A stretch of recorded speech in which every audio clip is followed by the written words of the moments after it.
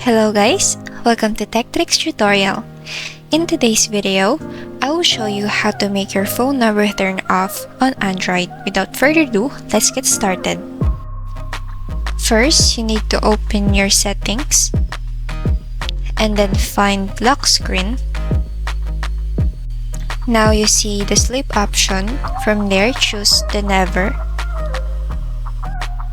After doing that, your screen will never turn off.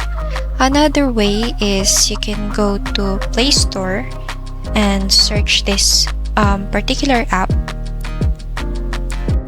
Search Caffeine and install it. Once you've done installing the app, open it. Now click the timeout option and then select the infinite one. And there you have it. Those are the ways how to make your phone never turn off. Thank you so much for watching. Don't forget to like, comment, share, and subscribe.